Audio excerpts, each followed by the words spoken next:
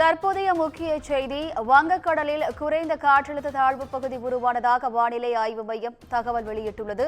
இது தொடர்பான கூடுதல் விவரங்களை தலைமைச் செய்தியாளர் சிவா வழங்க கேட்கலாம். வணக்கம் சிவா, கூடுதல் விவரங்கள் என்ன?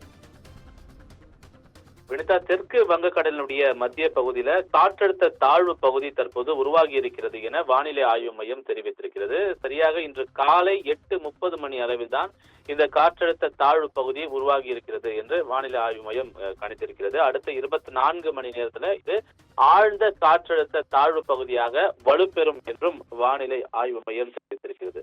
குறிப்பாக தென்மேற்கு அரபிக்கடல் மற்றும் அதனை ஒட்டி இருக்கக்கூடிய தென்கிழக்கு அரபிக்கடல் பகுதிகளின் மேல் ஒரு வளிமண்டல கீழடுக்கு சுழற்சி நிலவியதாகவும், அது மட்டுமல்லாமல் அது நேற்றைய தினம் பூமத்திய ரேகையை ஒட்டிய இந்திய பெருங்கடல் மற்றும் அதனை ஒட்டி இருக்கக்கூடிய தென்கிழக்கு வங்கக்கடல் பகுதிகளின் மேல் ஒரு வளிமண்டல கீழடுக்கு சுழற்சியாக நிலவி வந்தது என்றும், இதன் காரணமாக இன்றைய தினம் தெற்கு வங்கக்கடலினுடைய மத்திய பகுதியில ஒரு காற்றழுத்த தாழ்வு பகுதி உருவாகும் என்று ஏற்கனவே வானிலை ஆய்வு மையம் கணித்திருந்தது. அதன்படி சரியாக இன்று காலை 8:30 மணி அளவுல இந்த காற்றழுத்த தாழ்வு பகுதி உருவாகி இருக்கிறது. இந்த காற்றழுத்த தாழ்வு பகுதியினுடைய தாக்கம் என்பது 11, 12, 13 ஆகிய இந்த தேதிகளில் தமிழகம் மற்றும் இலங்கை ஆகிய இந்த இரண்டு பகுதியில் ஒட்டி இருக்கக்கூடிய கடலோர பகுதிகளில் மிகப்பெரிய அளவிலான ஒரு கனமழைக்கு வாய்ப்புகள் இருக்கிறது என்று வானிலை ஆய்வு மையம் ஏற்கனவே தெரிவித்திருந்தது.